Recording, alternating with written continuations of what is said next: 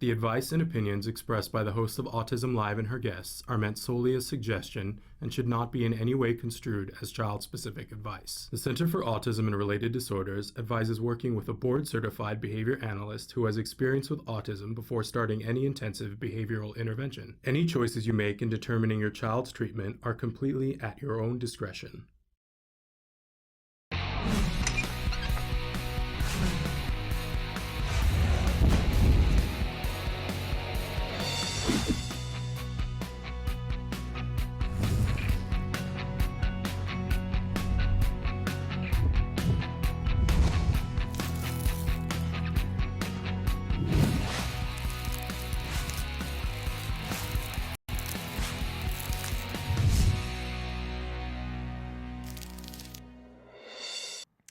Good morning and welcome to Autism Live. I'm Shannon Penrod and we are webcasting to you live from the Center for Autism and Related Disorders headquarters in Woodland Hills.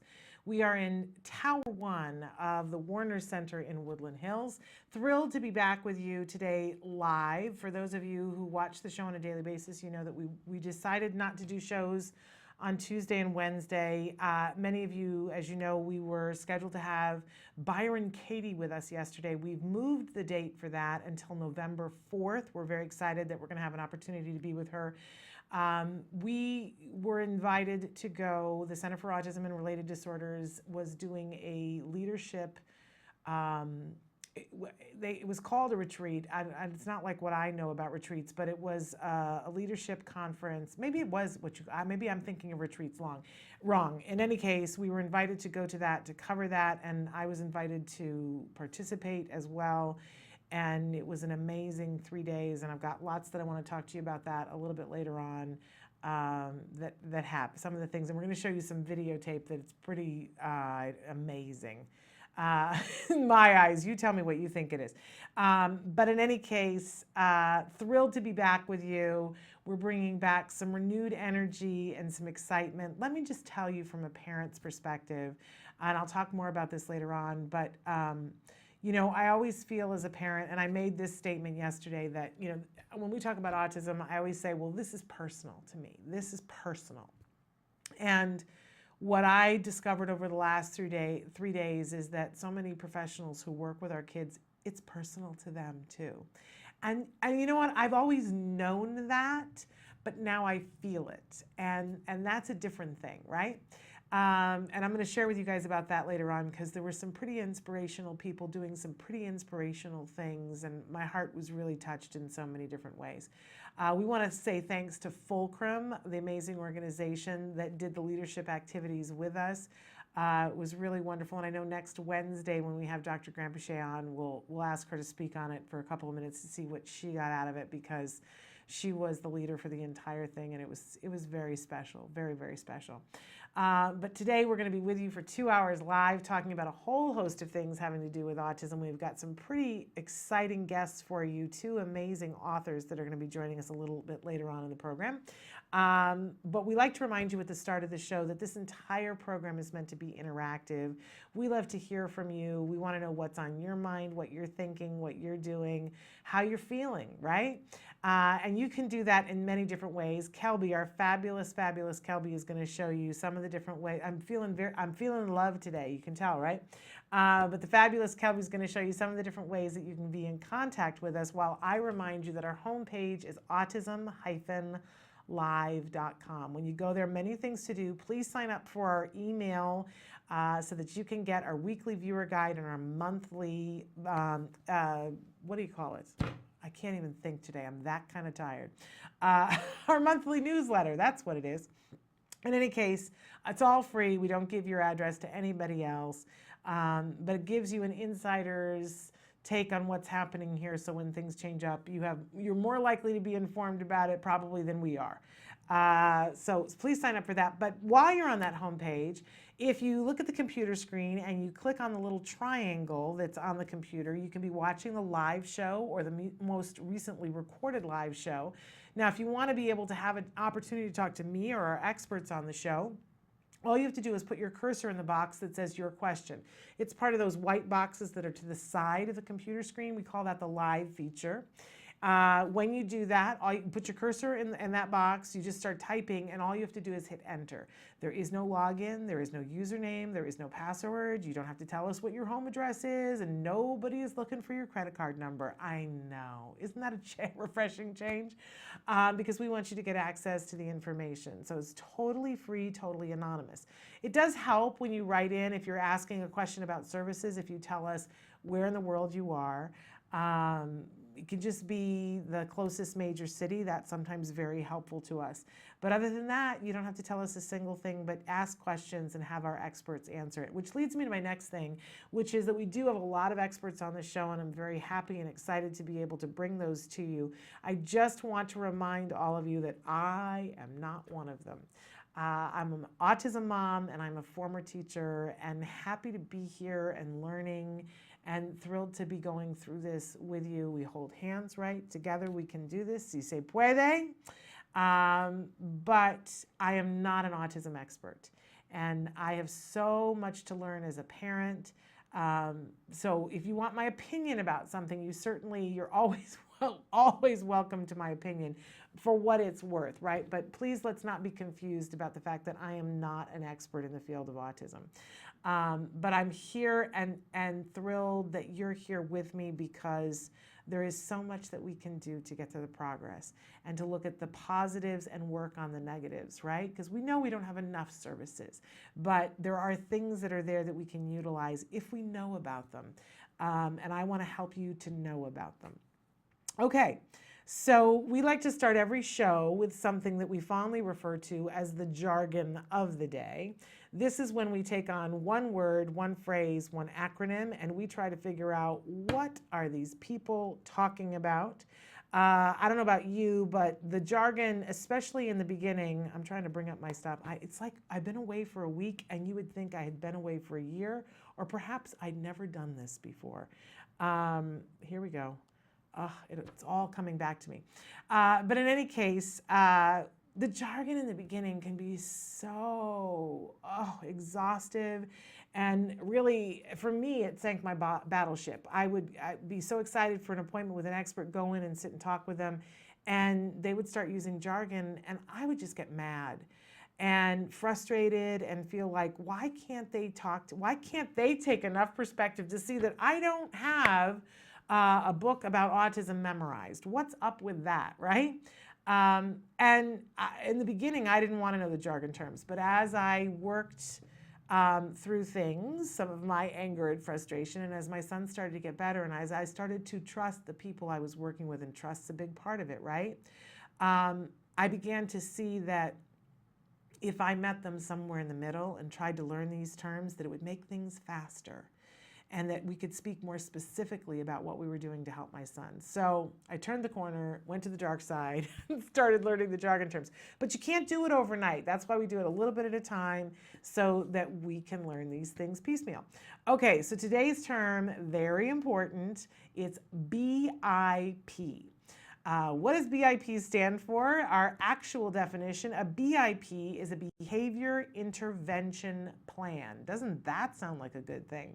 It's an action plan based on observations made in an FBA, more jargon, thank you, that outlines how a team will improve difficult behavior that is inhibiting a child's success in school and other environments. Okay, now except for the fact that it's got more jargon, FBA, we can sort of get a sense here that this is something that could be used in school, it could be used at home. It's a plan based on something so that you can improve difficult behavior. Well, I hear that part and my ears pick up, we want to improve on difficult behavior in school and at home. Okay. All right, so moving on to our working definition, a BIP is a behavior intervention plan, a concise plan based on child-specific data for successfully managing challenging behavior. It protects the child from forms of discipline that are not effective, are punitive, and random, right? So it's a very specific thing, the BIP. Some people call it a BIP. Others do not. They call it a BIP, to each their own, right?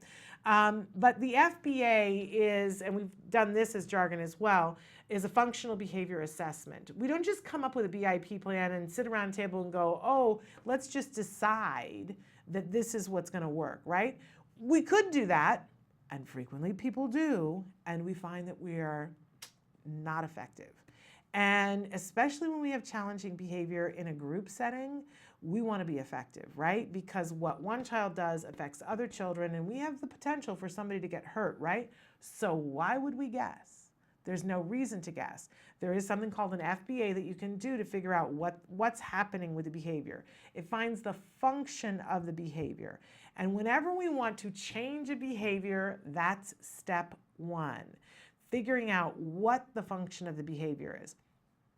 And there are 4 usual suspects of behavior, right, that we talk about here on the show all the time. That somebody's doing something because they want to get attention. They're doing something because they want to gain access to someone or something. They're doing something to escape someone or something. Or the 4th one, which is the hardest one, they're doing because there's something about it that's rewarding to them personally. We call that automatically reinforcing. There's something about it that feels good, right? That's the hardest one.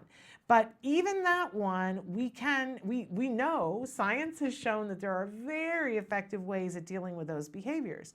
Now, up until now, people have had to have great expertise and have to know what that science is to be able to figure out, well, you know, Rebecca is biting other kids at school. We did the FBA and we found out that she's biting other kids to get access to something, because if she bites the little kid next to her who's holding the toy that she wants, the child drops the toy, runs to the teacher, and Rebecca gets to play with the toy for 2 minutes while the teacher soothes the other child before she can get to Rebecca and say, you don't get to play with that toy.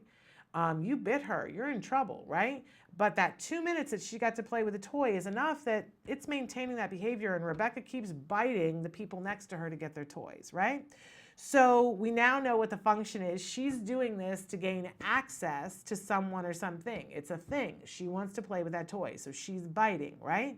So our intervention is going to be vastly different than if she was doing it to get attention. And what are the things that work scientifically? Like, because we don't want to have Rebecca. Why would we need Rebecca to be the guinea pig to try to figure out what works when tons of research has been done on this? And there are 5 or 6 different interventions that have shown to be time and time again effective at intervening in this setting when somebody is biting to gain access to something. Wouldn't it be great if you could know what that was without having to be an expert and having to go to school for 7 years and have 20 years of experience? The truth is that all of us have access to that now, because Skills came up with something called a BIP builder. And if you put in the function of the behavior and you have a place where you can type in, this is happening in this location, the name of the student, right? What's the function of the behavior? It's gaining, and it has a drop-down menu, right? So you can just click on it, you don't have to type it.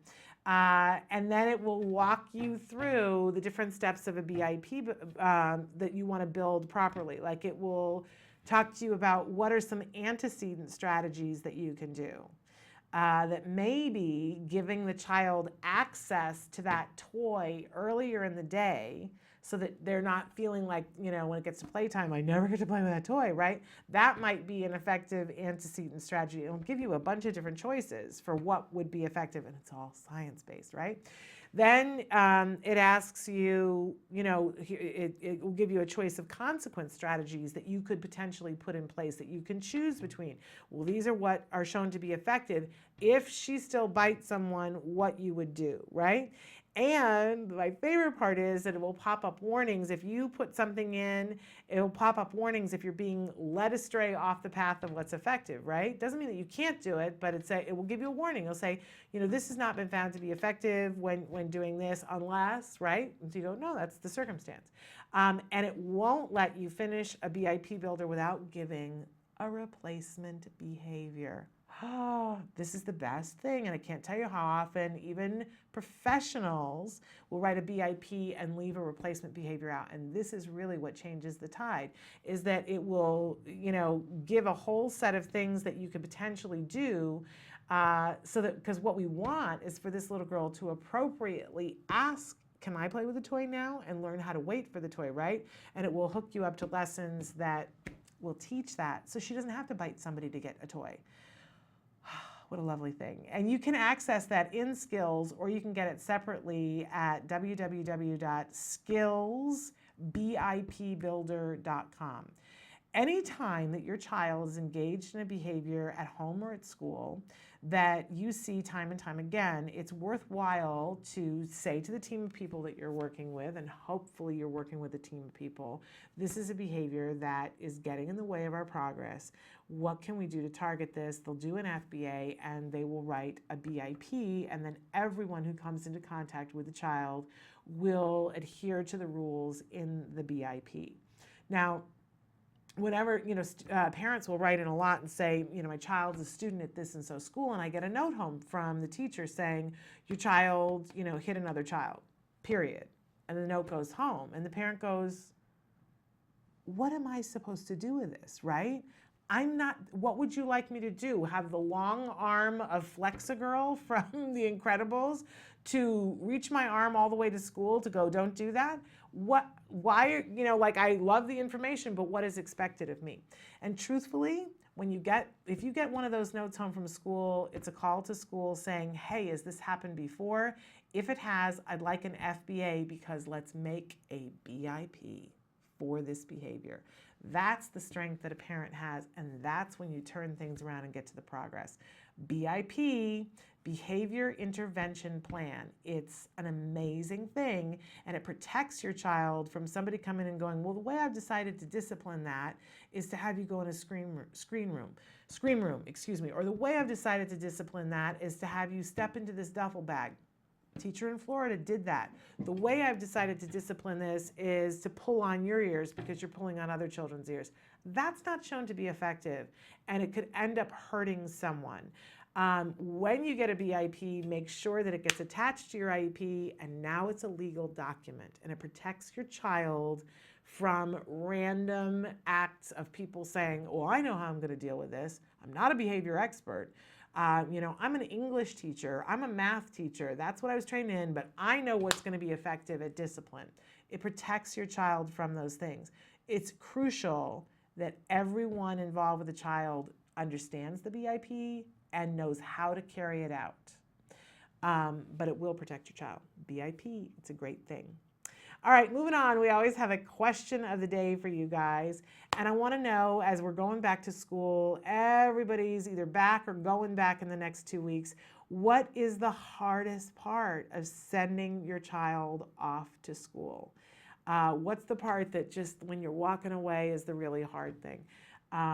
Mine has changed a lot. My hard part was that I wanted to know that he was going to be safe, and that he was going to be, and that's still always, in my mind, in the times that we live, but I wanted to know that he didn't feel alone and that he felt capable. And the truth is that I feel like he feels that now, and that's a powerful, powerful thing. But the safe thing is never going to go away, right? That's going to be his whole life. But please write in on our Facebook. We'll try to see if we have some time to cover some of the things that you guys wrote in on. And those answers that you give really help us to steer our shows in the future. So write in if there's something that's particularly hard. Maybe it's something we can take on and have some experts in here to work on. We always have a topic for our week, and our week this week is just one day, but it's an important day. Our topic today is facing challenges in all of our life, and there are many challenges, right? Small, big. So we're going to be talking about that a little bit today. And some of the guests that we have on the show today, Carrie Magro is going to be joining us in just a few minutes. He is such an amazing young man, and I always love it when he's on the show. I could sit and listen to Carrie talk forever. He's an international speaker, a really amazing young man, and he's going to be with us today to talk about a very specific book that he's been involved with. It's called College Students with Disabilities, We Do Belong. So we're going to be talking with him about that. Later on in the next hour, we're going to be joined by Jackie Moreno. Her book is Pieces, My Sister, Her Autism, and Me. Can't wait to talk to her about that. Jackie also happens to be a BCBA. So we're going to be talking with her about her book and how having a sibling on the autism spectrum has shaped her life. and an organization that she has started to give support to other siblings of individuals with special needs. And then we're going to do a retreat recap and show you a little bit of video from a crazy thing that I did with one of my favorite people on the face of the earth, the very first therapist that ever came to our door, Peter Farrig. And it occurs to me that I don't talk about Peter enough, although I think I talk about him a lot, but I could never talk about him enough. He is the voice at the beginning of the show that says, the disclaimer about this show and the opinions expressed here by the host and her guests are not those, that disclaimer, that is Peter Farrig's voice, which is always a lovely start to the show for me. Because you will hear me say, I trust Peter more than anybody else, more than myself, okay? So Peter and I had the opportunity to do something that was life-changing the other day, and I'm gonna let you guys see I am sore in places that I can't even imagine. So we'll take a look at that and talk about some of the amazing things that I gleaned from this retreat. Some amazing leaders that are making a difference in a lot of people's lives. I hope that you're one of them. But first, we're going to take a break, and when we come back, we're going to be joined by Carrie Magro, a very inspirational young man who was diagnosed with autism as a child, has since gotten his master's degree in strategic communications from Seton Hall, and works in many different capacities, but works for Autism Speaks in their social networking communications department. And he's going to be talking with us about this really amazing book. So stick with us. More Autism Live after these messages.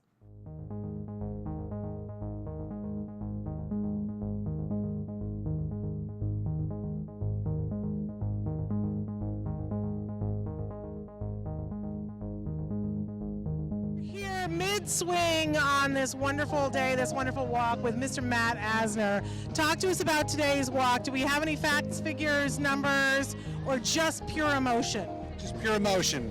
I'm about to get the numbers. We'll see what it is. Okay. I think it's probably close to 1.6, probably. That's my feeling.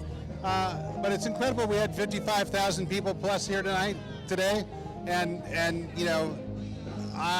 honestly, I've been here 7 years. It gets better and better and better. So. And really what you've fostered here today is hope. I know that's your favorite four-letter word. Where are we without hope? Where are we? Really, I mean, seriously, where are we without hope? Hope is everything. Hope is eternal.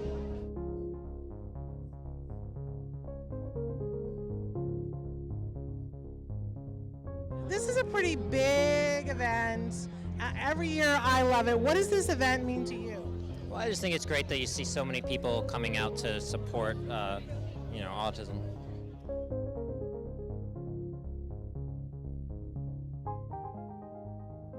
So we're here with Max Burkholder. In your life, there's a whole community of people that are going to love you no matter what you do, no matter where you go, no matter what you do, and that's the autism community. Are you okay with this? Is this a good thing? I'm pretty okay with it. This seems to be a pretty happy, supportive community. Well, what did you learn about autism through portraying this wonderful character?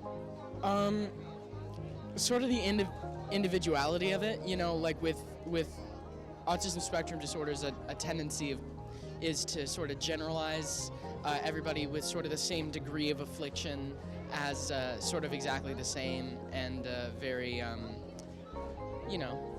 generalize them a lot. But something I found while just talking to everybody, and that I tried to put into the characters, just the sense of individuality that all of them have, everybody has. And so at a certain point it became not really even portraying autism, it just sort of became portraying the character.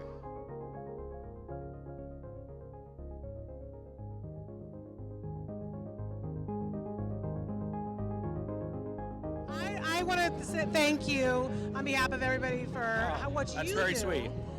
To bring awareness and to raise money. That's a tremendous, tremendous legacy. But as a dad, you've got other things that you're doing as well. Yeah. I want to know, as a family, if you have any advice, what's been something that's been helpful to you personally? Get your autistic kids out in the community. I mean, my son's got a guide dog, so he goes to a lot of cool places. He surfs, he skis, does gymnastics. He's actually trying Hebrew school. I'm not quite sure if he knows what's happening there, but he does all kinds of cool things, and he has a lot of friends. Right now, most of his friends are the adults who take care of him, and over time, hopefully he'll have more friends who are his age, and you'll see him walking around, and people won't be nervous around him. The dog's been very helpful with that. It's like the dog is like the most infectious thing in the world. Like everybody wants to be near the dog, and he sees that, and he gets some of that affection laid onto him. So as a family, you know, we're just there to support Tyler and make him happy.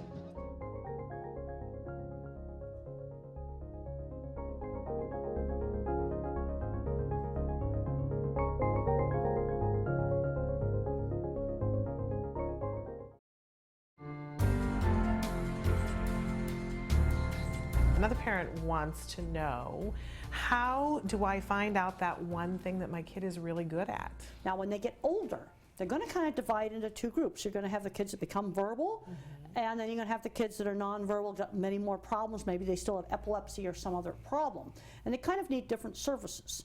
And the ones that get verbal, what we need to be doing with them is develop the area of strength. And that area of strength often will show up around 3rd or 4th grade, sometimes earlier, but my ability in art showed up when I was in 3rd and 4th grade, and it was always encouraged. And I was encouraged to do lots of different kinds of art. Otherwise, it would have just been endless horse heads. You know, Mother would say to me, why don't you draw a picture of a beach or something else? You want to broaden it out. If the kid's fixated on trains, let's teach reading with trains, math with trains. Tap into that fixation, but develop the area of strength. Some kids it's going to be art. Other kids it's going to be mathematics. So you got a 3rd grader who's smart in math, and he wants a 6th grade math book. Give him the 6th grade math book. Don't bore him with the baby stuff. But that kid's going to have trouble with reading, because the common thing is the uneven skills. And then you have the kids that are the history buffs, and these kids are often really good at writing skills. You tend to have uneven skills, but tap into their fixations and use those to motivate, but broaden. If he likes trains, just watching them, well, we're going to take that interest in trains to do some math with it, or maybe read about the history of the railroad. You know, tap into that motivation. One of the things I really want to talk about is we got to stretch these kids. I'm not talking about physically stretching them, mentally stretching them to do new things. I'm seeing too many kids that haven't learned how to shop, how to order food at McDonald's. So you start out, let's say it's ordering food at McDonald's or at Burger King. So you take them up there and they watch you order it. And then eventually you go in when the store's not busy, and they have to go up and order it while you're sitting at the table watching, and then you coach them. And then eventually they can go in the restaurant themselves. I can remember I was scared to go to the lumber yard alone and buy lumber. And Mother made me go. And she knew I could do it. I had bought lumber with her many times. But there's a tendency to want to have somebody else there when they do it, and they've got to learn how to do things alone. And you gradually have got to kind of push it. You've got to stretch them. And I'm seeing too many kids not learning basic skills. Saw a 19-year-old honor student that actually knows how to drive that had never shopped in the grocery store all by herself. That is just ridiculous. You know, you've got to stretch them. You push too hard, there can be panic. And the other thing is no surprises. No surprises.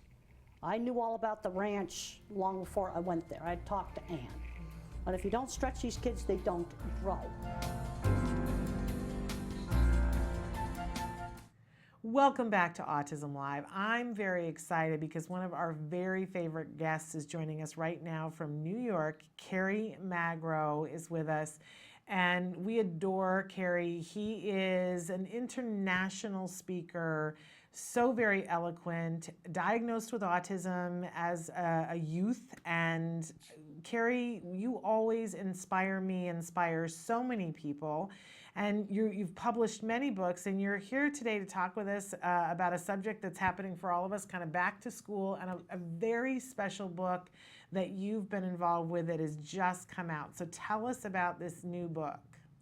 Well, yeah, obviously. And Shannon, just thank you so much for having me back on Autism Live. Always. So the book, so about 2.5 years ago, I got a Facebook message from another speaker, international speaker in Stephen Shore. And Stephen Shore is a wonderful individual. And he was telling me about a book that he wanted to write on college for students with disabilities and to highlight their stories. And I was kind of on board because writing a book on college and autism was always something very, very interesting to me because it really had never been done before. And I just jumped on board right away. He asked me if I would be willing to write a chapter towards this book. And I read it in just a few weeks, sent it back to him. And 2 years later, it came out. It just came out last Friday. The name of the book is College for Students with Disabilities, We Do Belong. And it's really just an insightful book and a practical book that has advice for everyone from students to educators who may have a student with a disability. And it not only discusses autism, but it discusses cerebral palsy, it discusses ADD, ADHD, dyslexia, and a wide range of learning and physical disabilities. So it really goes through the entire spectrum, and I just am so happy for this book because this is my first published contribution book. So I couldn't be happier to have it out and just to be involved with some great names. Stephen Shore was the one who edited the book, and the foreword is from another one of my role models and heroes, Dr. Temple Grandin. So couldn't be happier right now. Well, and as a parent, you know, what's lovely for me is that so many people contributed this. This is not a book written by some psychologist on high talking about what it's like for somebody going to college who has special needs. We're hearing it directly from those of you who have done this and been successful, because Carrie, you are somebody that has gone to college, has a master's degree in strategic communications from Seton Hall. Is that correct, Carrie? Did I get it right? Yep. I just graduated with my master's 2 years ago now. So, yeah. And so who better to inspire all of us and tell us what it's really like and what individuals need and what is helpful and supportive than those of you who have done it and done it successfully. Dr. Stephen Shore, as you mentioned, I mean, he teaches, he's a college professor at Adelphi University, and to have people like you telling us how this is done and how it's done successfully is truly inspirational and educational. So fabulous book, and at a fabulous time because it's back to school, right? Yeah, it's back to school for so many kids here in New York, New Jersey, and it's really given us an opportunity to. One of the things we mentioned in the book is that our kids are growing up, and for some, college is going to be a possibility. So we have to look out for them and provide resources for our educators to make sure that if these kids with learning disabilities do go to school, that they'll be accepted, that there will be awareness for them, and that they'll feel included as part of the community. Well, I think tremendous book. And for so many of us parents, this is a book full of hope and possibilities and inspiration. I think it's a great book to get and give as a gift you know, if you know any students who are in high school, great book for anyone. But Carrie, I gotta be honest, there's a couple of college professors I know that call me and ask me for advice about where do I go to get information about having a student, and I'm gonna gift this to them. Well, thank you. Perfect book. So I'm on the Amazon page right now, so that I'm looking at it right now. We can get it on Amazon. Where else can we get this book? You could also get it on jkp.com. It's the acronym for Jessica Kingsley Publishers, and Jessica Kingsley Publishers does a lot of great work in the learning disabled field. So definitely check it out. Yes, they get a catalog because amazing books from them. Absolutely thrilling. Again, it's called College for Students with Disabilities, and then : We Do Belong. And we're going to take a short break, and we're going to come back and talk with Carrie about an organization that he started that helps and has been helping individuals with special needs to be able to go to college. So stick with us. More with Carrie Magro right after these messages.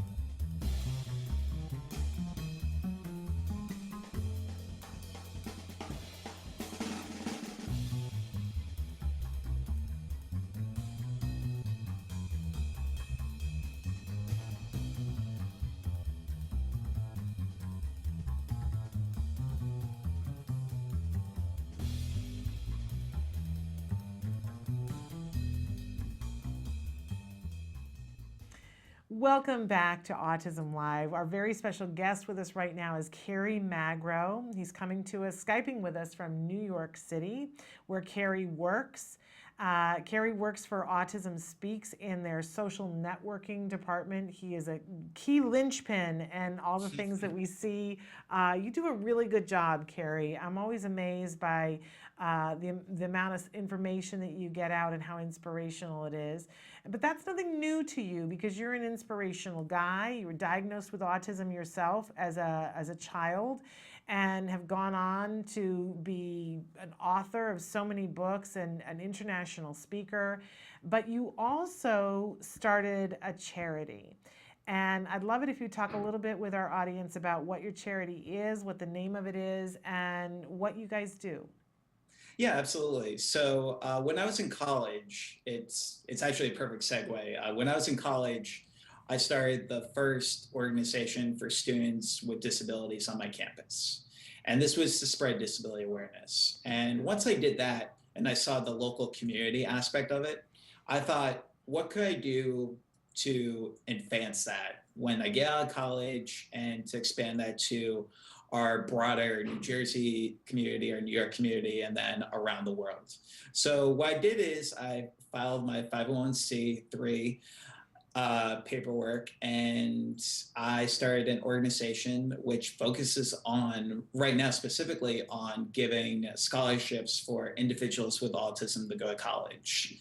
Our long-term goal is to focus on special need housing and autism advocacy overall. But right now, our short-term goal at our organization, KFM Making a Difference, is to help those individuals with autism in the transition towards a post-secondary program. When I was growing up, there was very limited amount of scholarships for not only individuals with autism, but individuals with learning disabilities. So I kind of wanted to do justice for the next generation of Kerry Magros, who a lot of parents have to pay out of pocket for so much money and for so many supports. And we just want these kids who are doing amazing work to be acknowledged, who are making a difference. So And hopefully so, we're doing that. So in the spring, you gave away some scholarships. Yes, we did. So since the scholarship program started in 2011, we've been able to give out 20 scholarships for young adults with autism to go to college. And in the spring, we gave out our highest yet in 7 scholarships. So Amazing. I can't just thank enough the amount of people who have donated towards our cause to make this happen. Because without them, we wouldn't be doing what we're doing right now. Well, your mama must be so proud of you, Kerry. Honestly, she's probably watching right now too. So. Well, I hope so. I want to interview your mom at some point because I think both your parents have to be pretty amazing people to raise somebody as amazing as you are. Not to take anything away from you, but I think they probably had a little bit of a hand in it. And I think it's truly wonderful. So if people want to know more about this organization because they'd like to donate or they'd like to know when there's an opportunity to apply for a scholarship, where should they go? Absolutely. So right now they can go to my personal website, kerrymagro.com.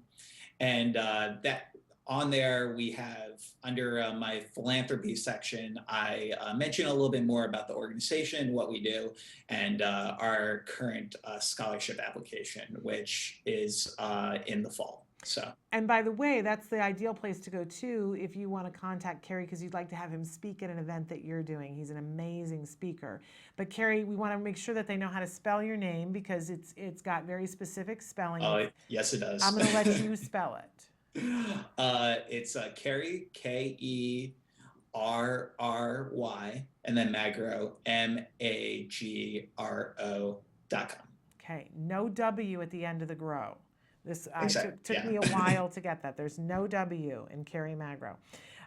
Okay, now the last time you were with us, Kerry, you had just written a new book, Autism and Falling in Love, and we talked with you about that. I know so many people responded to that, and because we want to know about what it's like for our young people and if they can be successful falling in love. And it was particularly a bit of a tearjerker because it wasn't necessarily the happy ending that we all would have, that many of us would have liked to have had, but we learned a lot through the book.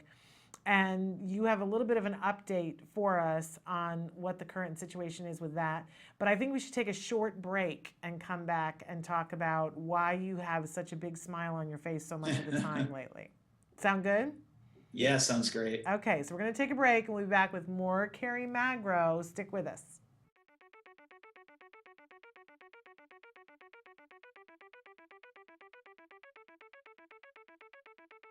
Hi, I'm Shannon Penrod, and we're at the ABCs and XYZs of Special Needs Conference.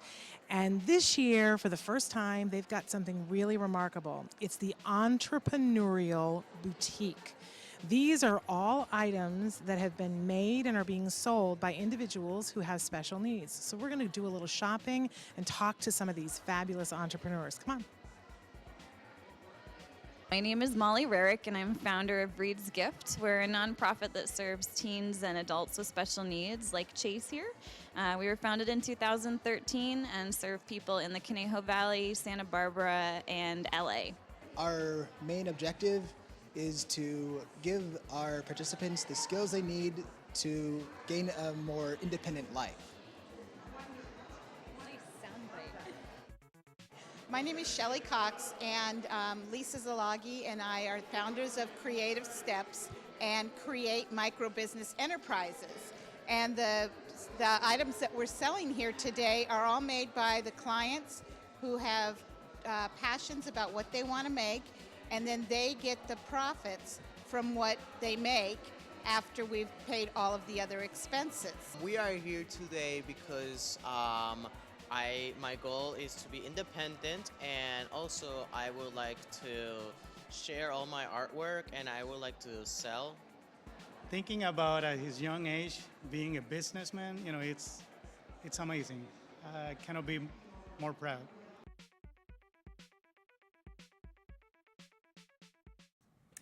Welcome back to Autism Live. We have with us on Skype, via Skype, from New York City, Carrie Magro.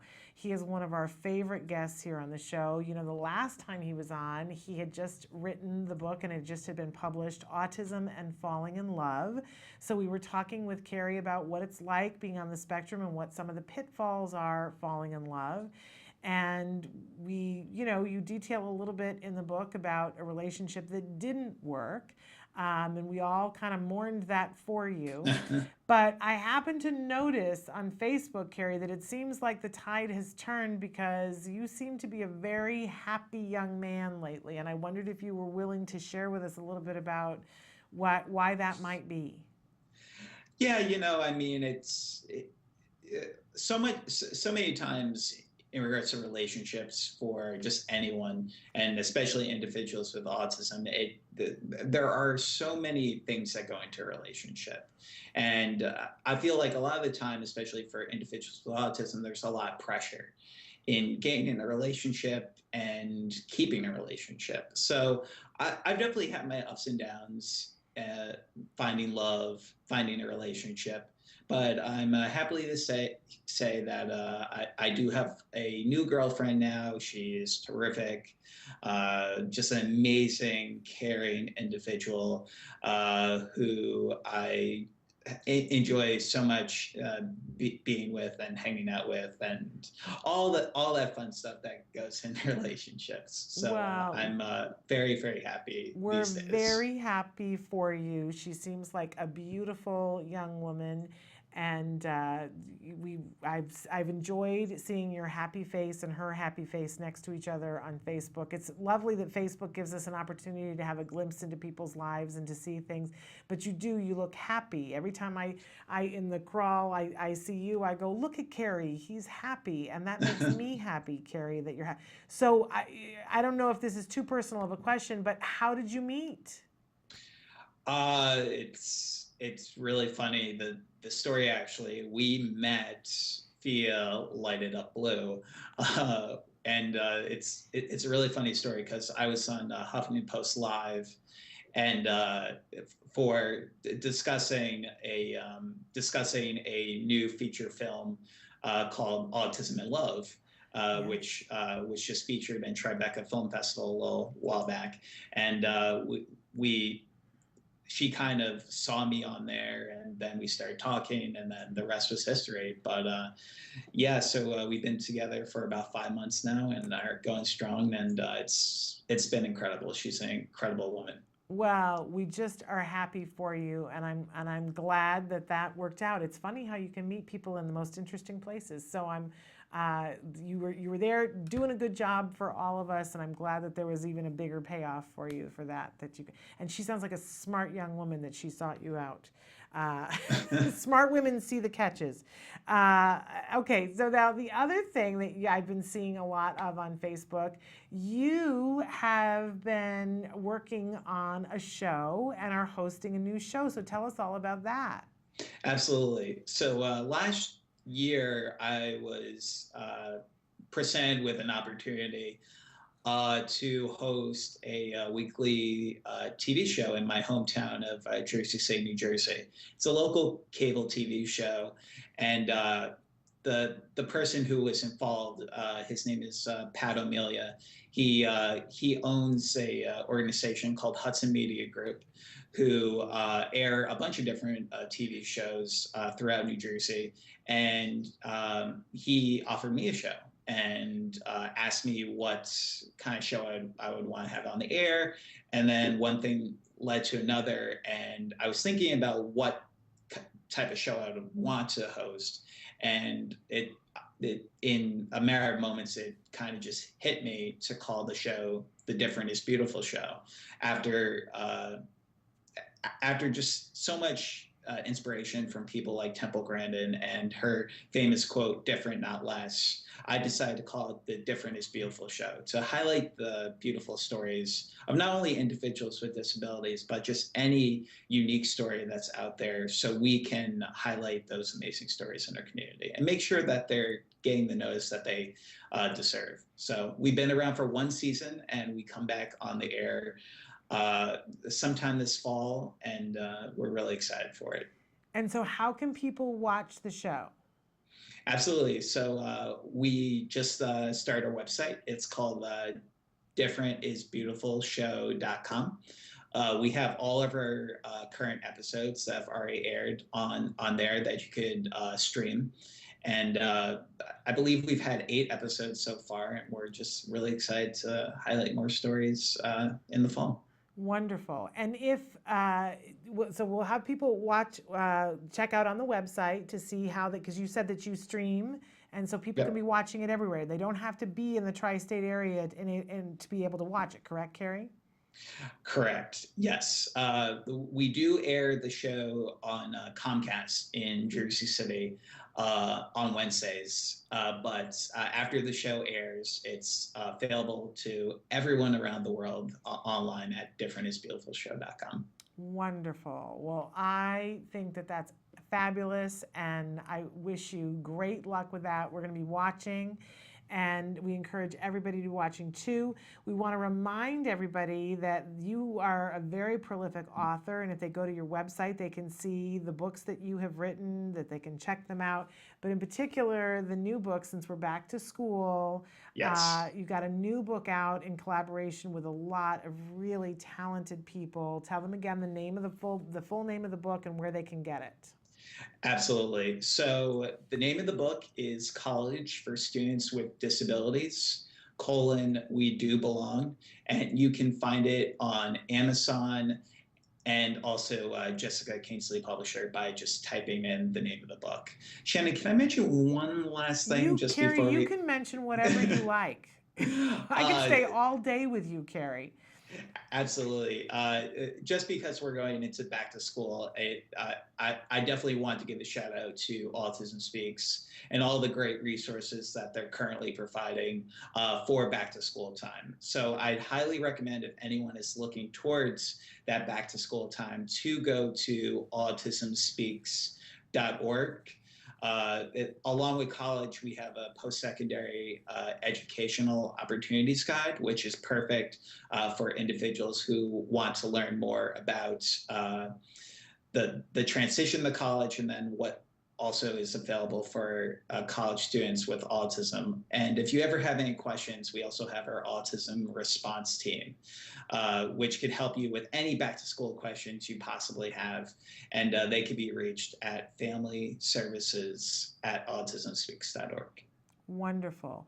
Because we know what a great job you guys are doing and how many resources that you guys provide. So thank you for sharing all that. And great back to school information that they can find. autismspeaks.org. Right? Yes. Okay. Yep, absolutely. All right, Carrie, thank you so much. And please know you can come back whenever you want. We're always happy and thrilled to have you here. You can talk about whatever you like when you come back, because I seriously could just sit and listen to you talk all day. It just makes me float through my day. Shannon, I really appreciate that. And everyone at Autism Live, just thank you so much for these opportunities. You really are still in the Autism Speaks line, but you're really shining a light on our community. And it's just so needed. So thank you for all you're doing, and we'll keep you posted. It's going to be a very busy speaking schedule for the fall, but we're looking forward to it. And if you come to LA, you got to come to the studios. I know. Okay. All right. Now I sound like the mother. Like, when are you coming home? So in any case, and give my best to your mother, please. Absolutely, will do. All right. Thank you so much for being with us, Carrie. Thanks so much, Shannon. Bye-bye. Truly wonderful, inspirational young man. Make sure that you check out his website, kerrymagro.com, KerryMagro.com. We're going to be back with more Autism Live after these messages.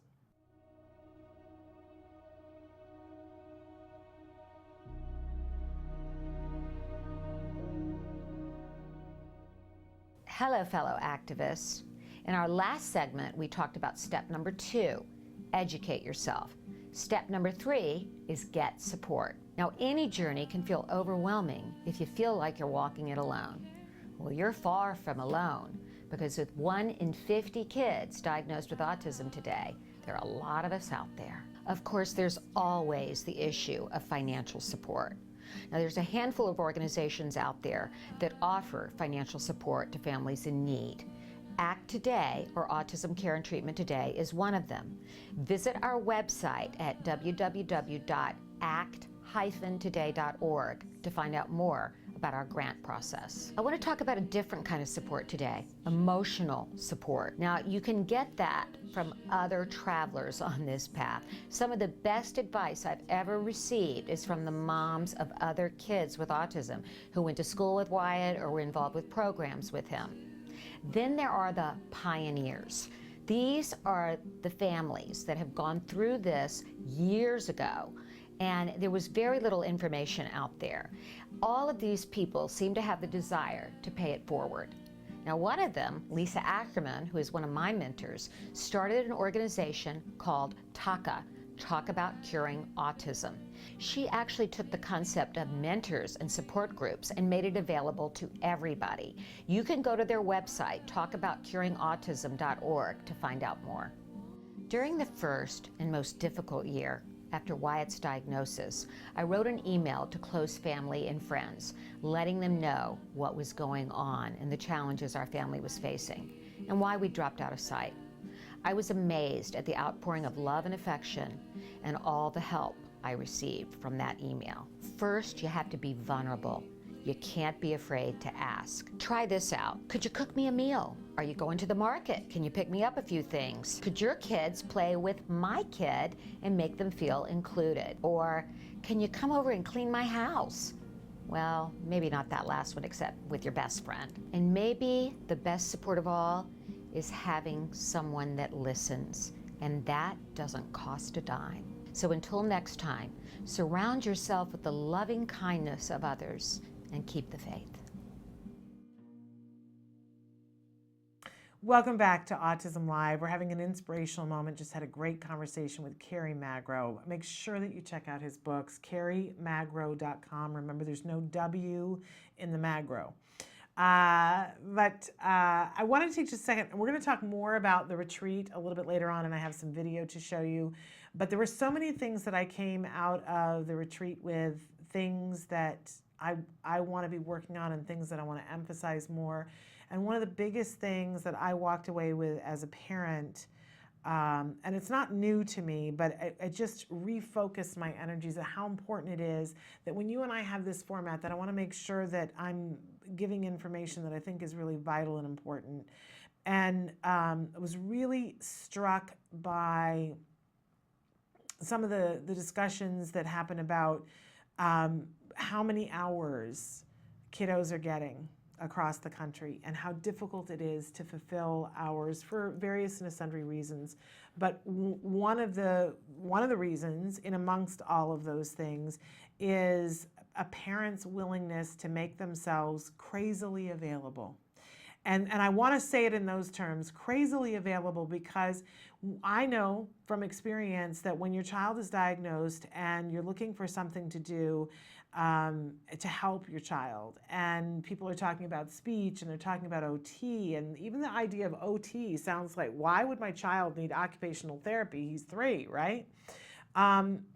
But they want to do an hour, and they want to do an hour twice a week, right? And you're like, oh, okay, well, if it will help, sure, we're going to do an hour twice a week for these things. And oh, okay, so it's an hour twice a week for the speech, and it's an hour twice a week for the OT. Okay, now we're trying to squish into our lives. Oh, okay. And then people start talking to you about quality ABA, and you're starting to get excited, right? Like, okay, this sounds cool too, and I'm hearing about all this progress, and I want to do that too. So, but where am I going to fit that in? Because I've already got 4 hours going on, and that's a lot for a little one, right? Or for an 8-year-old who's going to school, that's a lot. And then people start talking about ABA, and you say at some point, finally, there's that moment when you say, so how many hours will I want to do for that? And people start talking about 25 and 30 and 35 and 40 and 50 hours a week. And that's when a lot of people go, oof, no, I can't. Like, that's impossible. That's unimaginable. These are small people. And so many of us in that moment go, that's a full-time job. And we upward inflecting, our voices get really high. What are you talking about? And it's emotional, right? To think about where is our life in amongst that? And what about, when are we going to have time to go to the park? When do we have time for a play date? When do we have time to do Little League and ballet class and see our friends and family? And how are we going to make this work? And I have to work and right? And you can't breathe. But I want to be really clear that sometimes if we want things to change, we have to be willing to change. And that it's not the rest of your life. It's a period in time in which you say, we're going to do something truly remarkable. We're going to do something that we never thought we would need to do. We're going to do something that maybe we don't know anybody else that's had to do. And that takes bravery. And it takes being willing to lean out into a space that you're not sure if somebody's going to catch you, right? But I want you to know that there are people waiting to catch you, and that if you are in a place and in a time, and I pray for you that you are, that you can get good quality ABA therapy. And not everybody has that opportunity. And that keeps me awake at night, right? That not everybody has the opportunity.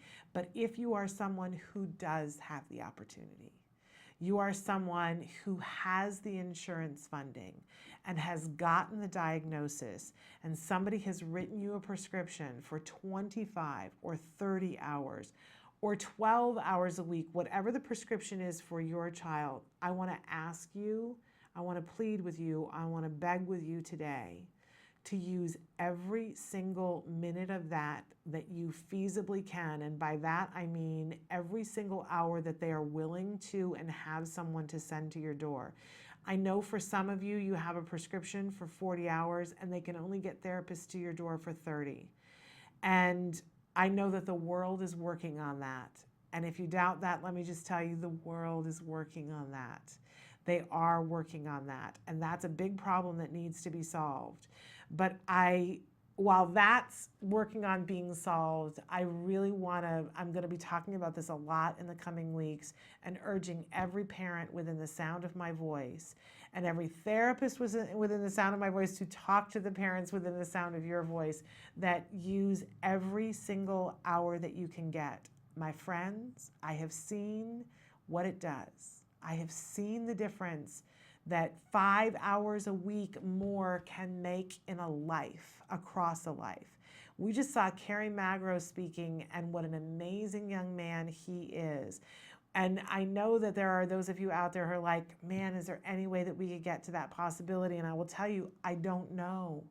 I don't know, but I know for sure, unless you use every single hour of quality ABA that you have, the likelihood is no.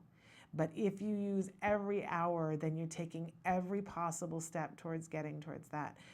Now, does it mean that you're going to be able to do everything that you want to do for the next couple of years? No, I'm not going to lie to you. You're not going to have time to do everything. But does it mean you can't do Little League? No, you can do Little League. Take the therapist with you. Does it mean you can't ever go to the grocery store? Why, no, quite to the contrary. Take the therapist with you. But there are some things that you are going to have to go, that's just not going to work. I'm not going to be able to do this right now. And when I tell you it's worth it, I mean it with every fiber of my being. It's absolutely worth it. Use those hours. And if you can't get clear on using it for yourself and you can't get clear on using it for your child, will you please use it for all the people who are standing in line who would do anything to have those hours, who would give up anything to have those hours, but they don't have the insurance and they don't live someplace where there's an autism center and they don't have a therapist to send to their door. Please, if you can't do it for yourself and you can't do it for your child, please do it for those people, because we all want that for you. We want that for you, and I know it makes a difference. Use them all. Make it a priority. It's not the rest of your life. But when you're done with the hours and you get your life back, it's amazing. And we'll talk about that another time. Use your hours. It's my new mantra. All right, we're going to take a break and we're going to go to the A word, an amazing family who used all of their hours, and we see tremendous progress with this little boy. Jack Riley was diagnosed with autism at the age of 2, and we get a window into his family, what it was like for him getting early intensive behavioral intervention. Check it out. Sun's coming up.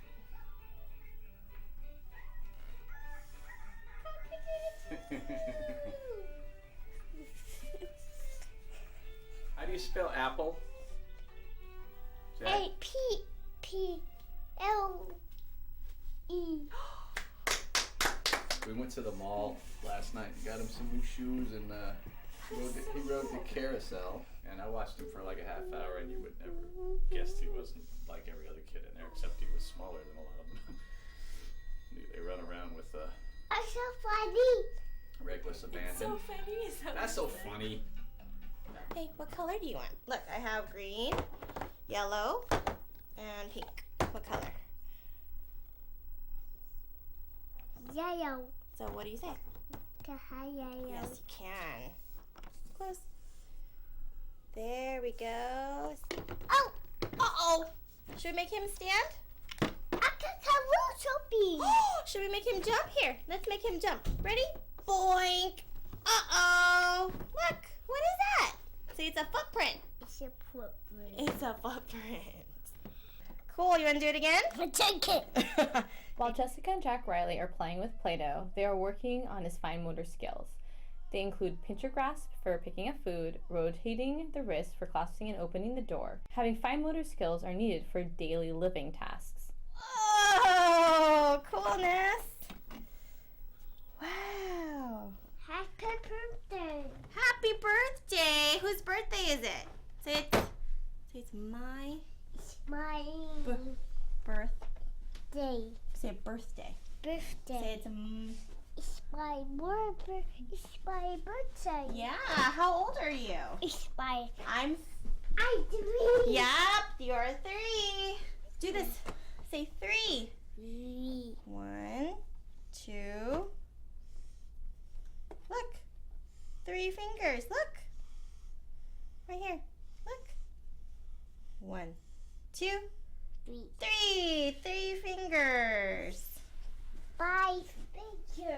well, yeah, technically you do have 5. What is that? A rabbit. He's wearing a blue Hat. and a Green. hat and a Red hat. hat and a, oops, he's not wearing a hat. Yellow hat. Yeah, it's a yellow hat. Red. Red shirt. Blue shirt. Yellow shirt. Green shirt. Yeah, oops, he's wearing it upside down. It's a hippo and dog. good. It's a rabbit and frog. good. It's a pig and cow. Very good. I had a question for you. Why is tacting important? Tacting is important because it helps with language and conversation too. When we first start off, we just have him identify labels. It's a ladybug. And then we move into frames, like adding article adjectives to it, like it's the dog. What is it? Say it's. Yeah, it's a chicken. And then now we're having him add 2 objects. So he has to say it's a blank and a blank. It's a pig and cow. Very good. And then we'll move on to like add adjectives in front of the words too. So he, like what he does already, he'll say like it's purple socks, it's a red shirt, yellow suit, blue suit, red suit. just to help expand his language skills a lot more. Let's go, Jack Riley. You want to copy Susan? That's hilarious. That's so funny. You guys are so funny. Look at you guys. Are we buddies? Are we twins? Here, give your hand. You guys are so funny. What are you doing, Jack? Are we sitting? Yeah. I think you are thirsty. Let's get you some water. So cute. You even brought the chair over and everything. Funny. Come on, let's get some milk, Jack. Say, come on, Suzanne. Okay, let's go. Cow. Too much laughing and giggling in here. That's a good thing. Welcome back to Autism Live. So that was the A Word. This is an ongoing documentary. In fact, Kelby has been working very hard this week that we are very soon going to be debuting a new, probably the closing segment of the A Word, I'm sorry to say, but for very good reasons because he is doing so remarkably well.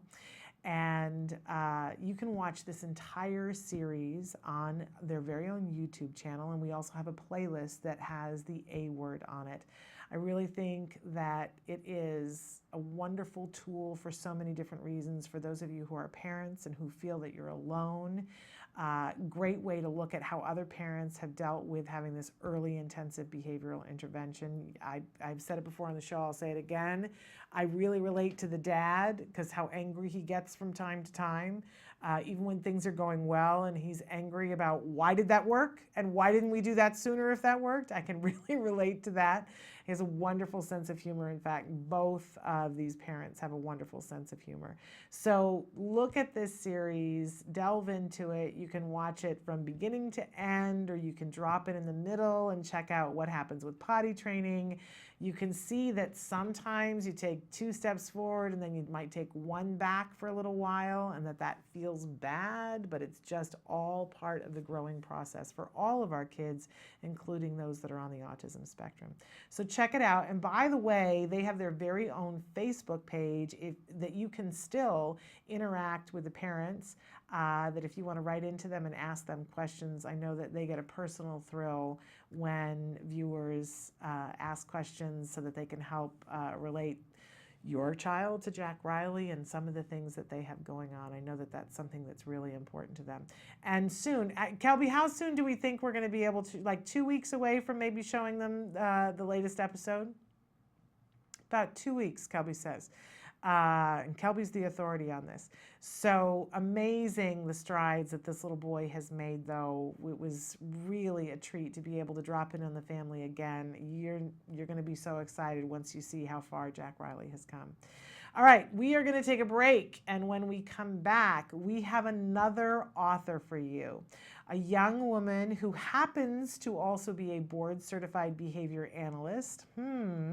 But she has written a book called Pieces, My Sister, Her Autism, and Me. And we're going to be talking with her about how being a sibling of someone who's on the autism spectrum, what it's like, and how it might have affected some of the choices that she's made in her life, and some of the projects that she's worked on. All of that after this break here on Autism Live. You say howdy, we say hi. Let's get rowdy, let's get wild. Let's get wild. Let's get wild. Let's get wild. Let's get wild. Hey, welcome back to Autism Live. We heard you. Everybody wants macaroni and cheese. Yeah, but we're gonna make it allergy free. But here's what's the crazy part of this macaroni and cheese. It's actually healthy. And it tastes good. Yeah, it tastes really good. That's the most important part. So we're gonna start, we got our water boiling. There's so many variations on the pasta. We're using today a corn pasta. We can verify with the manufacturer that we have a GMO-free product. So let's go ahead and put that in there. Ooh, and if you don't mind, stir that up for me, my friend. Now it's sticking a little bit to the bottom. Yeah. Is that okay? We maybe add a little more high heat oil and spread that around again. One thing you gotta know about gluten-free pasta, if you overcook this, it becomes mush. Let's move this guy over to the other burner so you can see what I'm doing. And now we're gonna start with the old macaroni and cheese sauce. What's great is there's a lot of choices for, different soups. And the way that I look at soups, and again, please follow the recipe on your screen right now. I don't like to measure very often. But what I like to use is a creamy butternut squash soup. So this soup is great because it adds a lot of flavor to the dish, but also gives people another serving of vegetables. With kids, we don't want to over season. Maybe with the adults, we can season some for the kids first, pull it out, serve them, and then add a little more, garlic powder or onion powder or other types of things into your dish. So the next most important thing on this recipe is we're gonna add in a thickener and the faux cheese. Now some people like their sauce really thick, so you just add in more cornstarch or more arrowroot, so that's not a big deal. How's that doing? You think it's ready? I think it's done. Okay, so why don't we switch? I'll take that, you do that. Okay. And I'm going to strain this bad boy here. Here, let me turn that off. Okay. Or we're going to cause trouble again. Trouble in Lisa's kitchen. No, that's another show. Don't, yeah, right? So I'm going to go ahead and get this all strained. It's a good consistency. So I'm going to check to make sure our pasta is cooked. So really, you just want to make sure, just like any pasta, it's a little bit squeezy, a little bit. Nice. Dude, good job. Hey. We're good. Looks yummy. So even though the cheese is not totally melted, it's okay, don't panic. What's important is that you're gonna love this recipe once you eat it. What I enjoy most about this recipe is that it smells good, but this stuff is amazing. So if you don't mind, I'm going to serve you some up, and you can maybe blow a little bit on it so you don't burn your mouth. Sorry, I'm once a mom, always a mom. Just like we tell our kids. I know, right? But I can't wait. I'm excited. So I'm going to give a shot of this too, but oh my gosh, that is so good. This is the ultimate comfort food. So oh, it's so isn't good. It good? And I'm not just saying that. It is really good. It literally tastes like something our kids would really like, and that sweetness is really, really, really good. So the bonus for us is that when we're serving this to our kids, they're actually getting a full serving of vegetables in this. So instead of just eating a bunch of carbs and worthless calories, you're actually getting some good stuff in this.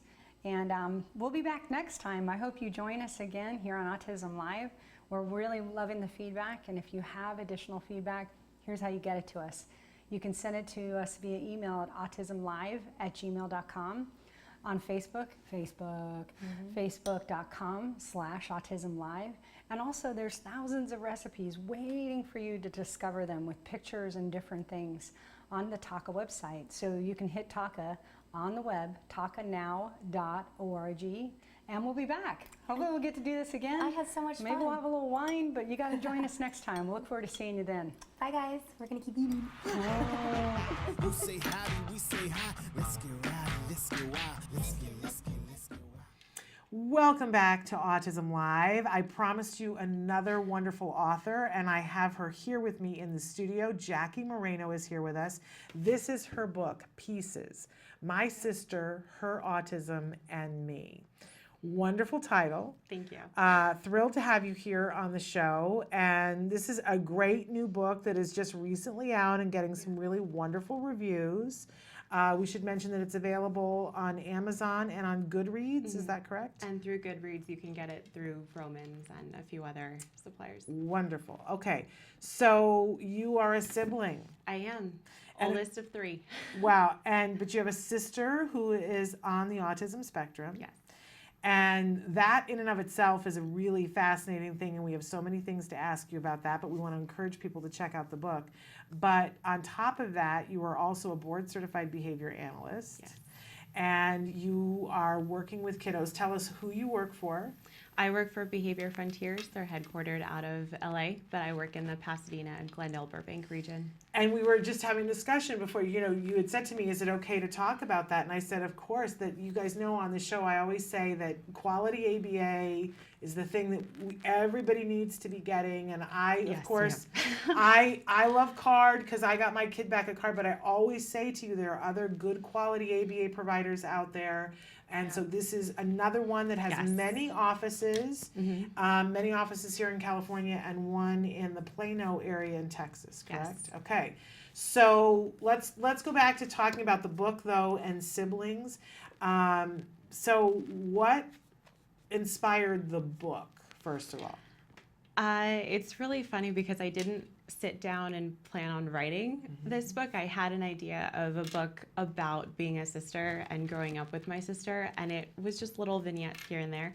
And I'd done a lot of high school creative writing projects, taken creative writing classes in college, and it was my 9th grade English teacher who, she and I stayed friends and we're the best of friends now, and I would send her little things here and there that I'd written. And she knows a publisher, he's one of her friends, and they went to a party one day and she told him about me and my projects and stuff. And she came back and said, he said if you are willing to put it together into some manuscript form in 6 months, he'd be willing to take a look at it. Wow. And I thought, okay, sure. So I put all this stuff together, gathered tons of high school, college stuff, edited here and there, added, and made it a pretty little manuscript, and then I sent it off and he loved it. Love it. Okay, so I think one of the first things that we all want to know as parents, because I'm the parent of a child on the spectrum, he doesn't have any siblings. We talked about that and we're still talking about it, but he doesn't have any siblings. But one of the biggest concerns parents have is, what is it like for the sibling? Is it, a horrible, horrible thing to drag them through that they're scarred for life? I mean, this is the fear that we all have. Yeah. So clearly, you are a wonderful, accomplished, brilliant woman. Tell us, I'm sure it was hard. It was, and I didn't realize it. I couldn't separate the autism from just being an older sister, because there are a lot of parts in there that talk about just when she'd break my stuff and when I would just want attention, period. And, there wasn't that separation so much growing up. I think only later on as a teenager when I saw that she was acting differently. And as a teenager, you just want to be cool. And, nothing matters except your coolness factor. And so that was when I started feeling embarrassed, or when I started kind of rebelling against her autism in particular, because I realized she shouldn't be doing this as a 9-year-old now. But it wasn't scarring, it wasn't terrible, I think, because I had a lot of influences in my life telling me to create meaning, and not just from her diagnosis or from my experience, but just in life. And, life is what you make of it, and all those cliches, but it's really true that whatever you have, whatever's going on, you can wallow in self-pity, or you can take it and say, okay, I need to do something with this. I need to create something out of it to give it validity, to validate my own feelings, and to say, okay, what am I going to do with it? And how am I going to create meaning from it? And that's lots of grandparents influenced that, lots of teachers, lots of even family members too that just said, yeah, it's tough. It really sucks sometimes, but you're going to come out stronger for it, and just kind of taking that on and internalizing that message. Wow. Powerful, powerful message, which obviously has led to a lot of different things in your life. So it's the obvious question, but did you become a board certified behavior analyst because your sister had autism? Yes is kind of the short answer, but I think I was always fascinated by science and, how things worked. I was never good at math, but I loved biology. And my friends will tell you how obsessed with CSI I was, and kind of still am, just criminal dramas and like behavior and all this stuff and analyzing. I read murder mystery books, and I would watch psychological thrillers. So I loved human behavior in general. And then I was convinced I was going to be a CSI forensic scientist till about college. Took a neuroscience class. I was a neuroscience major at USC, and took a neuroscience class and a psychology class. Loved them, and figured, okay, I'm not going to be a forensic scientist because it's a lot more boring than TV shows. But I wanted to do something sciencey, not necessarily medicine, and I was still kind of debating that. But then my first job out of college was a behaviorist, and I think it was kind of the chicken or the egg. I was really good at observing, and I was really good at analyzing behavior and understanding where these kids and these families were coming from because of my experience. And that kind of honed my kind of career in a way, because, I'm really good at this. I really enjoy it. I should make this a career. I didn't plan on being a BCBA, but it was just that thing that, you fall into naturally, and that you wake up in the morning and you're like, yeah, I really love doing this, and I love bringing that experience and relationship to my clients and my clients' families. So it was kind of both. I knew about this field, and I knew the strategies and things that worked, and I had that experience helping me. And it, through all that, I just said, yeah, this is the career for me. Wonderful. And do you disclose to your families that you work with that you are a sibling? Do you talk with them about that? I do strategically. I think because there are some families that when they hear that, they kind of latch on and they go, oh, what is she like? Yes. And it's, her outcome was very different. And, sadly, it wasn't as great as the success stories we hear, because she's 23. She didn't have quality services all the time. People kind of wasted time with their own theories. And so, I don't want to tell the mom of a 2-year-old necessarily about her outcome, because it might just really, it's not something she needs to hear at this point, because he's just so little, and his experience and outcome, because he's getting it at 2 years old, is going to be way different. Right. And so for your family, when they found out that you wanted to be a BCBA, did that change? Do you find yourself coming home and giving advice to people with your sister, saying, hey, let's do it this way, let's not do it this way? Yes, and it's funny, and there's a chapter in there, because my mom is a behavioral aide for Pasadena Unified. And so she's been doing that for 20 years, and she took on her experience. And when my sister was diagnosed, I look up to her because of that. She said, all right, she's diagnosed, we're going to take this head on. I'm going to go. She was a business major at USC, and she quit her job, stayed at home for a little while, and said, I'm going to go into the school district. I'm going to get inside the nitty-gritty of where my daughter's going to go so she can learn the system. And so she, I grew up with behavioral mom and, a very business dad. But there was that kind of clash, because my mom was a mom, and she had her own opinions and her own authority in the school, and what she did at school worked. But she's not a BCBA. And so when I would suggest things, especially about my sister kind of asserting her own independence, that would be where the clashes happened. Okay, well, that's nice. Thanks for your opinion. I'm going to go be her mom now. So sounds like a really good reality show, like The Behaviorists, and like have battling behavior over things. Over each little behavior. No, we're not going to do it that way. Fascinating. Truly, truly remarkable. But clearly, everybody's come through all of it okay, Yeah. and you're working at the top of your field, and you're BCBA working with kiddos and families, and with a book out. Yeah. I said you got to be a Type A personality while you're waiting to sit the boards for BCBA. She puts out a book. I adore you, but I have nothing in common with you. A little Type A. Yeah, my friends can assert to that. And a lot of BCBAs are. I just came back from spending 3 days at a retreat with a bunch of BCBAs, and let me just tell you, they're an inspirational group of people. And they can get more done in 10 minutes than anybody else I know. Absolutely fascinating. Well, we want to say again that the title of the book is Pieces, subtitled My Sister, Her Autism, and Me. Jackie Moreno is the author, and you can get it on Amazon and Goodreads. Yes. I'd love to keep you around for another segment to talk about the sibling group that you started. Yes, absolutely. All right, so we're going to take a break, and more with Jackie Moreno, sibling extraordinaire, when we come back. Stick with us. There's been another new study about optimal outcomes, and I wanted to know, what are your thoughts on recovery? Do you think it's possible? Do you believe in recovery from autism? On recovery, you learn how to adapt. I mean, I've had a lot of experimental brain scans done, and they have found things that are definitely abnormal. I have an enlarged left ventricle that's definitely abnormal. That's not going to go away. That scan was done less than 5 years ago. But you work with someone and they adapt. You're not going to make me an algebra specialist. That's just not going to happen. But things like getting better at public speaking, that is something that I gradually learned.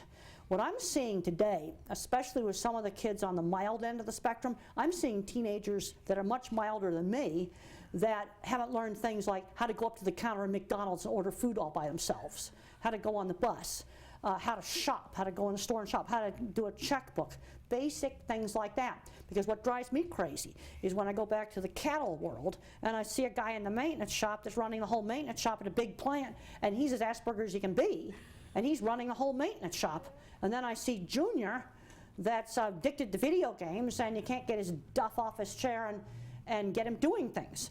Now, when I was in high school, I did a lot of thinking about this. I got kicked out of a large girls' school for throwing a book, and I went to a special boarding school up on a farm, and I was allowed to work with the farm animals. And they let me goof off and not study. But I got to thinking, there's one thing they did not let me do. I goofed off and I didn't study, but I had to physically go to class. When I didn't want to go to the Friday night movie, they made me the projectionist.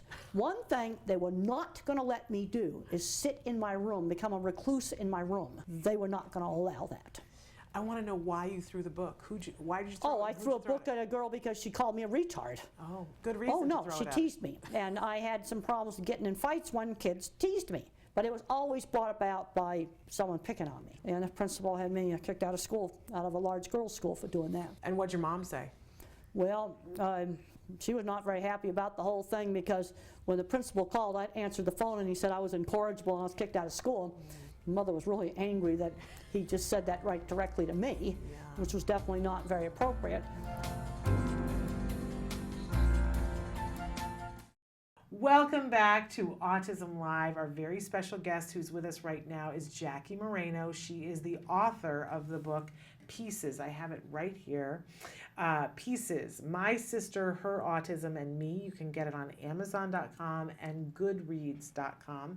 But Jack, and part of the reason why this book was written is because Jackie is a sibling of a sister who is on the autism spectrum. Jackie is also a board-certified behavior analyst, and if that didn't make her type A enough that she has a book out and she's a BCBA, she also helped co-found an organization here in California for siblings. Tell us what the name of it is and tell us about it. It's called California Sibling Leadership Network, and it's part of a national network based from the Sibling Leadership Network out in Chicago. That's the kind of national umbrella network. And it's about 19 or 20 organizations now in different states that are these organizations for siblings.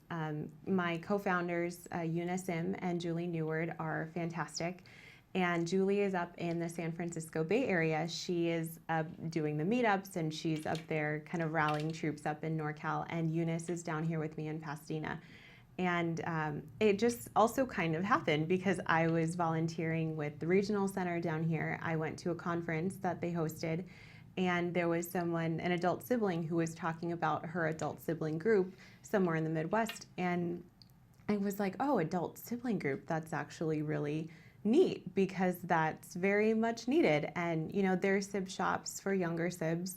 A few agencies that I volunteered with do sibling Saturdays and sibling playgroups, but there wasn't really anything targeted for adult siblings. And, you know, and I wrote about it in my book. There's a lot of other concerns that adult siblings have once, you know, parents can't really take care of them, or just, you know, in terms of growing up with your sibling, now you have to take on a lot more roles and figure out a lot more legal, financial stuff.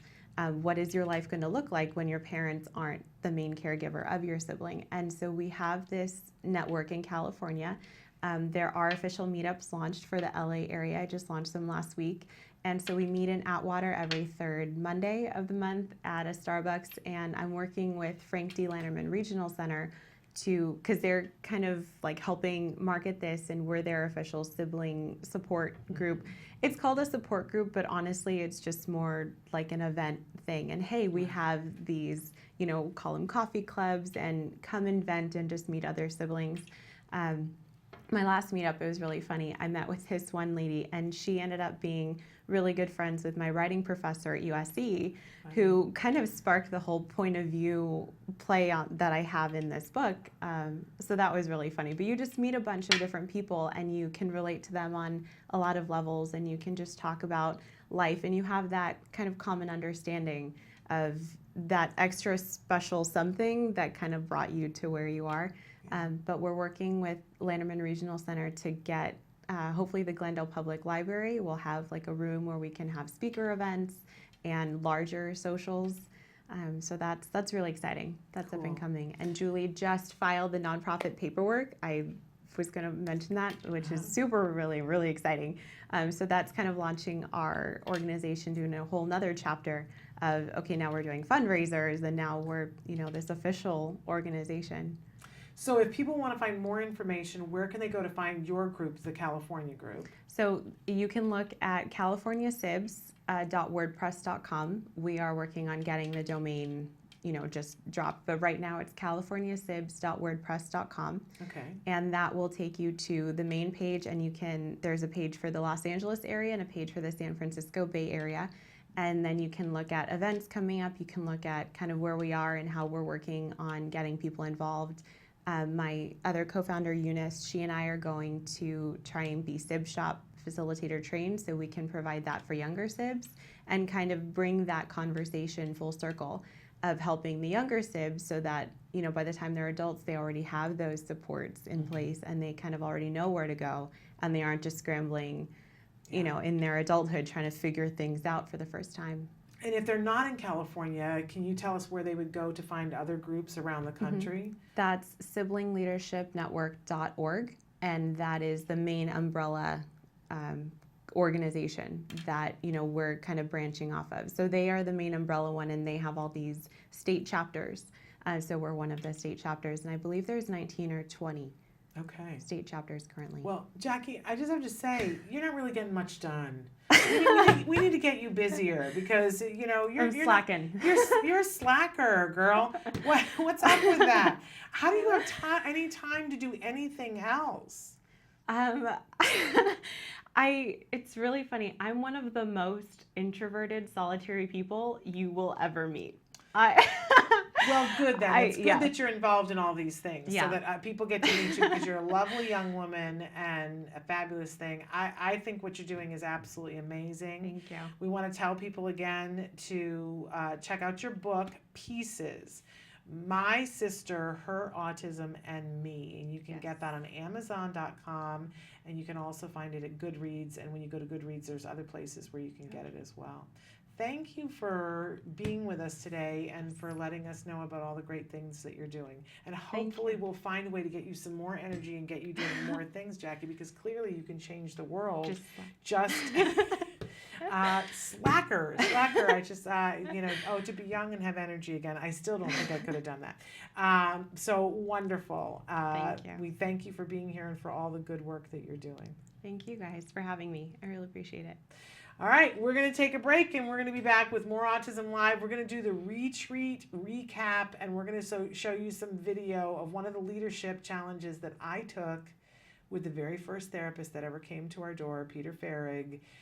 We found ourselves on the high wire, the death-defying challenge that they gave us on the high ropes. It was called the tightrope. You will not believe that I did this, but only with Peter Farrig. So stick with us, back with that after these messages.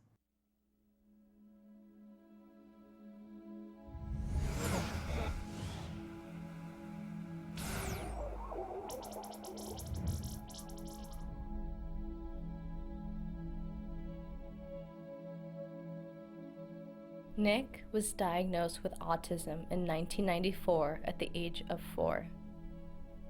He received 5 years of therapy from CARD that eventually faded out. Nick recovered from autism in 2001.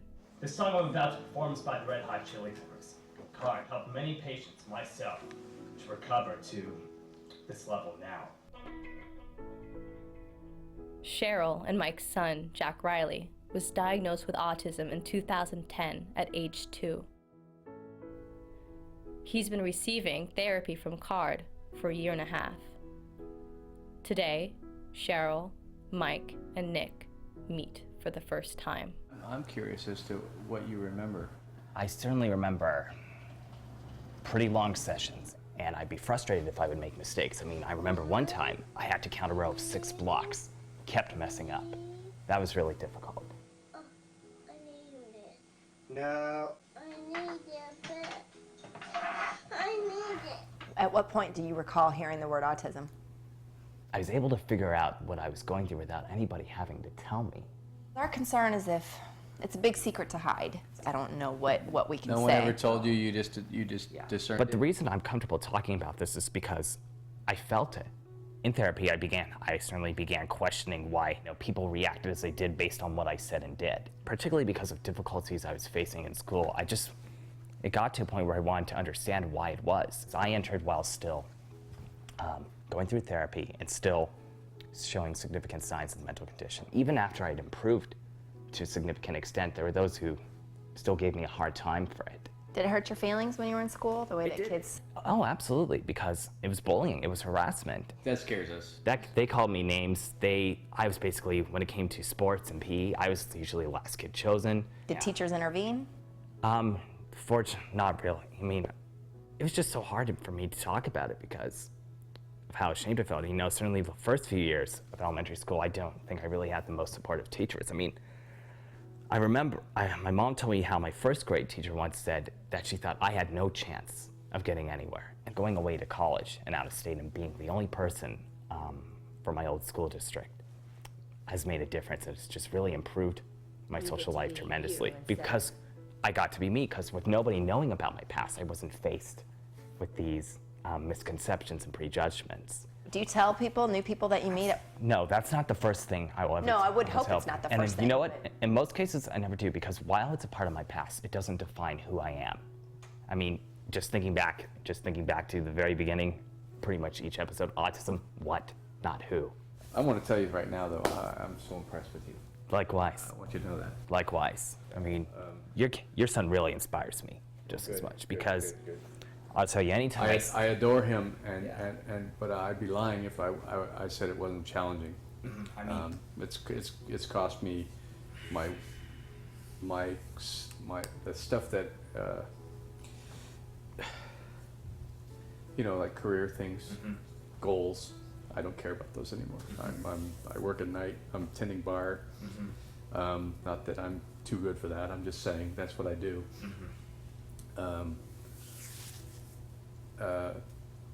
I want him to have a chance. Right.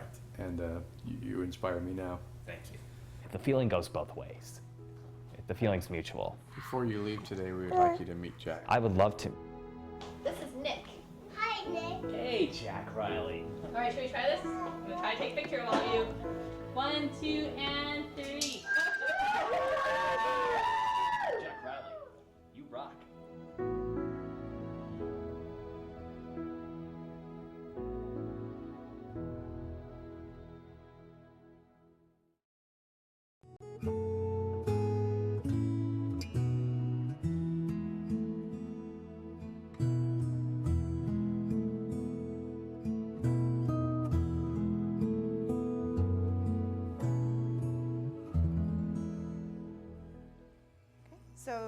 going to do down dog next. So with down dog, there are several different ways that you can do it, and I want to show you first and then help you with yours so that we can work on what feels good for you, okay? All right, because there's no right way to do it. It's more about what your body likes, all right? So for me, what I'm going to do is start off with my hands at the top of my mat, my headlights.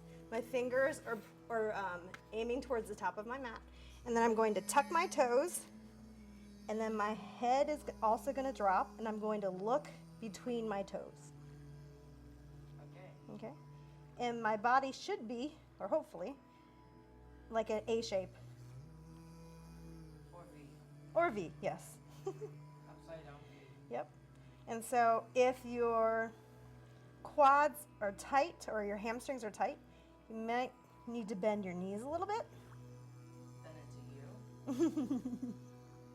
Or if your shoulders are a little strained or a little tight, remember to push in through your feet, but also sometimes what feels really good is going down on your forearms, like this. You can actually start out this way instead, it's a little easier.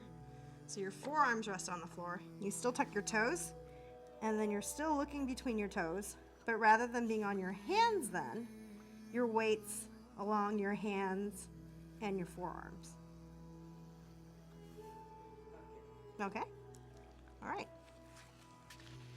So, now it's your turn. Okay? So, yep. You're going to do on your hands? Okay, yep. So your fingers are facing the front of the mat. Or are you doing forearms? Forearms? Okay, there we go. Wow, you're very bendy.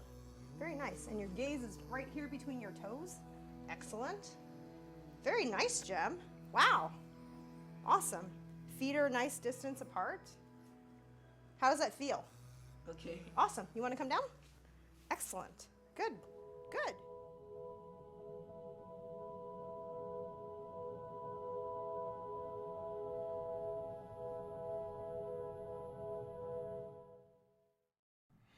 Welcome back to Autism Live. I mentioned at the start of the show that we've been gone the last couple of days attending a leadership retreat in Malibu, California, with some of the top people at the Center for Autism and Related Disorders, people who are BCBAs and in the field and working with kiddos on a daily basis. And I'm going to try not to get too emotional, but it was amazing to be in their company and to see how deeply they care about our kiddos. I know I'm going to be talking about it a lot in the coming weeks to let all of you know, because they were from all over the United States. And for those of you who have kiddos that are being seen by CARD, I probably met at least a couple of people from your office, and I want you to know how much your kiddos mean to them. It was like they love your kids. I was going to say they like your kids. That's not even the truth. They love your kiddos and they care about them. I always say, you know, this is personal to me. I've always known it was personal to them, but I feel it to the core of my being how personal it is to them, having spent these 3 days. And there were a lot of challenges that we were asked to go through. We were split up into different groups, and it's just the luck of the draw for me that one of the people that was in my group was Peter Farrig. And if you haven't heard me talk about Peter Farrig before, my bad. He was our very own autism whisperer. He was our autism miracle worker, quite honestly, and continues to be. He and his wife, we asked them to be Jem's autism godparents, so that if anything ever happens to my husband and I, that they will consult with the people that will have custody of him always to help him and to help them to get through whatever they have to get through. And I trust Peter with my life, as evidenced by what you're about to see. Now, both Peter and I are people who are not particularly fond of heights. Let's say that, right? And we got to the challenge that was the high ropes, they call them. And there were 3 different challenges that you could do. One that was ridiculously hard, one that was insanely hard, and one that was off the charts. You have to be kidding me. Nobody can possibly do that, right? And I walked up and saw these things, deathly afraid of heights, and I'd promised my husband I was not going to do any of them. And I kiddingly pointed to the one that was ridiculously insane, off the charts. No one in their right mind would do that, and said, Peter, you and I should do that together. And it was like I threw down a gauntlet. He said, "You're crazy." And I said, "Honestly, you and I have done harder than that on the ground. We can do that 100 feet up in the air." And, not thinking he would say yes. And he said to me, "Okay." And I went, "Oh, what have I gotten myself into?" Right? And then we stood there, we got all harnessed up and we had to wait, to be able to get on the ropes. And at one point I was sort of trying to talk it down, and there was one that wasn't as hard. I said, maybe we should reevaluate. Perhaps we should do the one in the middle that doesn't seem quite as hard. You have a whole pole to balance on instead of a thin little wire. Perhaps we should do that one. And he said, "Yeah, maybe you're right." And then he went, "No, wait a second. We never took the easy route with Jem, not ever, not once. Why on earth would we do that now, Shannon?" And I said, "You're right, let's do this." And so we did. And afterwards, then Peter did something that was beyond superhero amazing. I have always known that he was a superhero, and he showed it. So Kelby has put these two clips together. First, you will see Peter and I up in the air doing a balancing act, having to work together. I'm going to tell you right now that we tried to make sure that there were no audible swear words, but if something slipped by that we did not catch, understand that these were things that were beyond extraordinary. And so here we go. This is Peter Farrig and myself 2 days ago. Peter, you're doing awesome, man. Good job, Mama Bear. Yeah, there you go, Shannon. All right. Oh, you guys are killing it. Shannon! Yeah, there you go. Working together. Yeah. Great job, guys. Okay, Shannon, you gotta trust Peter. I trust Peter. Yeah, baby steps. Anybody I trust, it's Peter. Baby steps. What now? This is my first You have to let go of the pole and both be holding the Yes. Yeah. Let go. Baby steps. Yep. Perfect. You guys got it. All right, Yeah. Peter, that's perfect. I know that rope seems far away, but those little steps. Yeah. You're doing Baby it. steps. Stand up Got it. quickly. Nice. Amazing.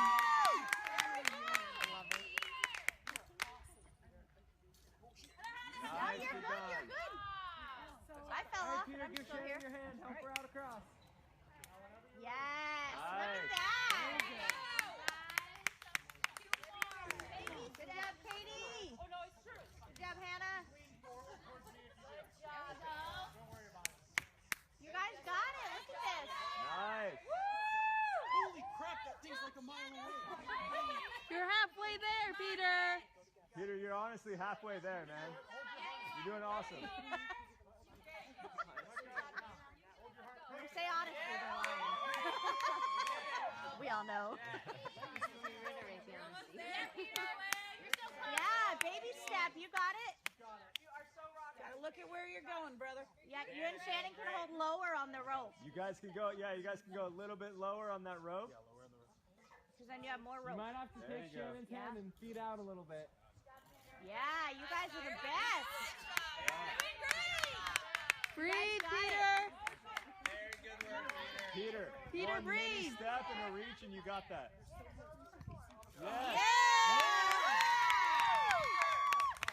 Nicely done. Nice. Okay, wait for Shannon. Go, Katie. You're doing it. Somebody's taking a picture? Yes. We're on it. Reach your hand out. There you go. There you go. Perfect.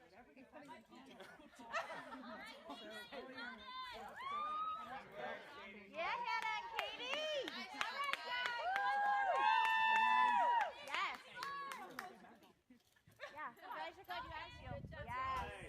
Yeah. Good job.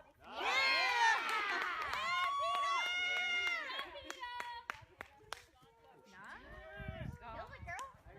Nice job. That was awesome. Yeah, you guys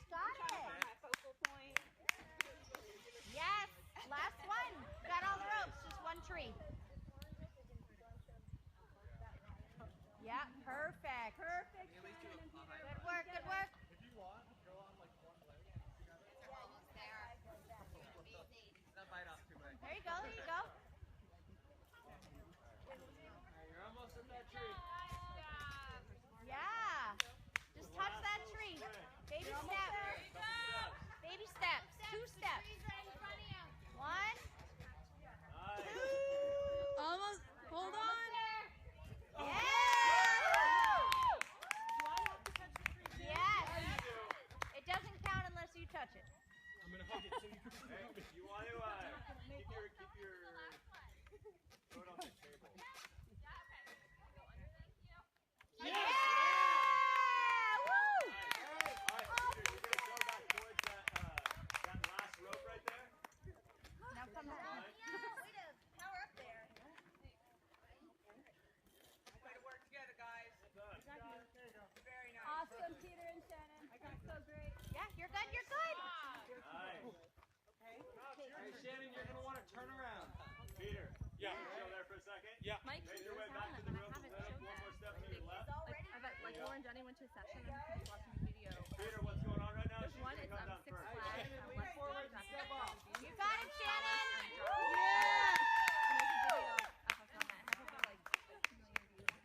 Nice. Look at that. You're good, Peter. You're good. You're fine. Nice job, Shannon.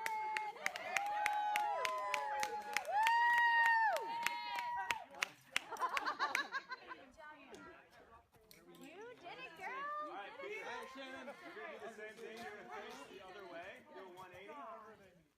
And all you're gonna do is take one. You're gonna take one small step forward and then let it down. All right? Whenever you're ready. Are you sure you got me? I got you.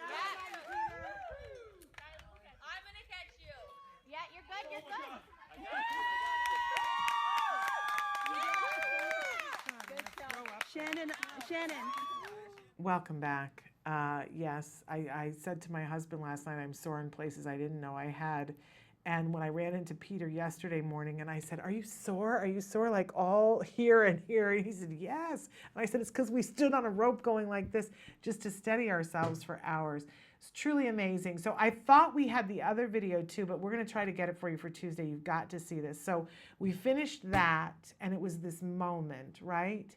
And, you know, I get so emotional because Peter has meant so much to us in so many different ways for so long. And I do trust Peter more than anybody.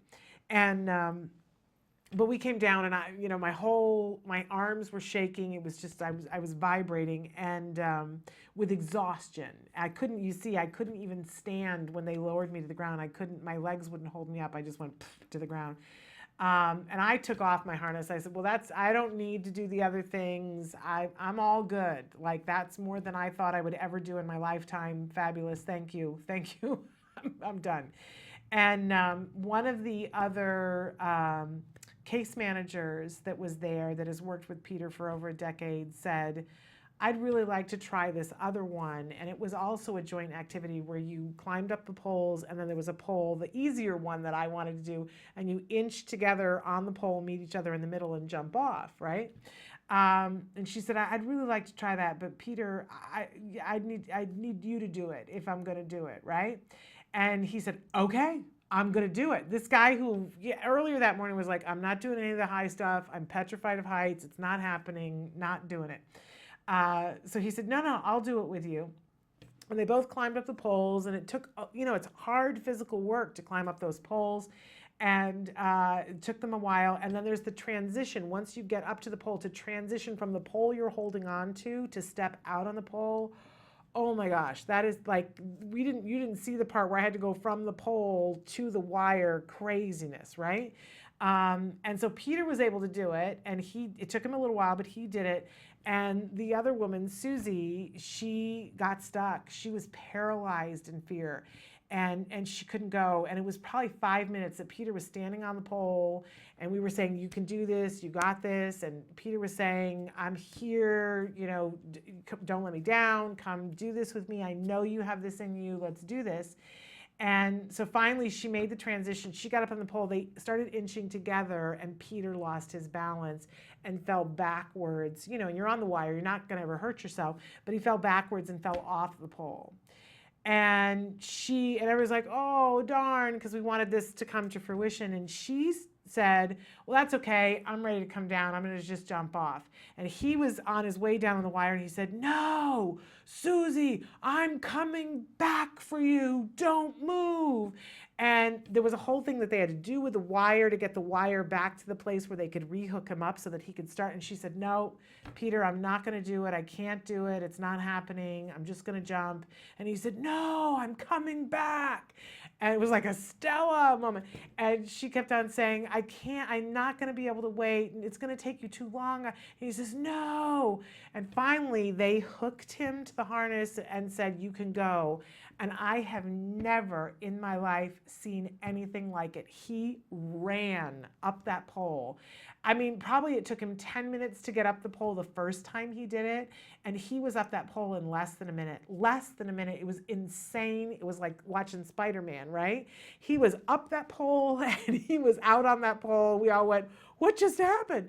And they started inching towards each other and they got together, they clasped hands and they jumped off. And people were coming from other activities because they heard that something insane was going on. And everybody was crying and laughing and hugging everybody else.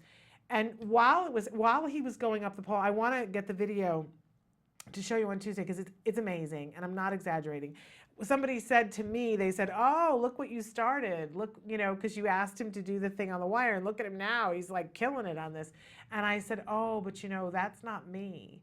This is who he is, and this is what I have seen always since that first day that he came to the door. This is who this man is. He's a superhero. And it was just really amazing for everybody else to see that too, and for Peter to feel that and have that moment. We showed him the video afterwards, and he was like, wow, I did that? It was really, really wonderful. And to see that kind of camaraderie between teammates, it was really, really special to have been there and to have been a part of it, and especially because it was Peter. And, you know, I say to him all the time, there's just nothing I wouldn't do for him, for all the things that he has done for us. And I'll tell you what I wish and I hope for all of you in your life. I hope that all of you have a Peter. And that's what comes with really good quality ABA. I think that Peter is special and that there is no one like Peter. But one of the things that I've learned over the years is that lots of people have a Peter. I'm just saying my Peter is better, but but I hope that you get a wonderful Peter. And for those of you who have the opportunity, there are many of you. Peter spent several years traveling the world and going to places like South Africa and Dubai. And places like that. Now he's working a little closer to home because he's a fairly newlywed. And my son got to be the ring bearer in his wedding. I hope that maybe some of you have the opportunity to meet him in your offices and to benefit from the experience that is Peter Farron, because he is a superhero. But I do know that there are many, many, many more superheroes too. So I'm wishing that for you. Now this is us for the week, short week, but we're back all next week. Shows on Tuesday, Wednesday, and Thursday. We're excited about that. I can't wait for Dr. Doreen Grampachet to be with us on Wednesday to talk about her experience of the retreat, and also the special guest that we have for you on Wednesday. We have an animator who is going to be with us during Let's Talk Autism with Shannon and Nancy, that I understand that it's mind-blowing what he is able to do, and I think that our kids are going to be very interested in seeing the kind of programming that he can do that's very exciting. So I thank all of you for being with us. We're back on Tuesday. Until then, please give your kiddos a hug from me and one for you too. Si se puede, right? We do this together. Bye-bye for now.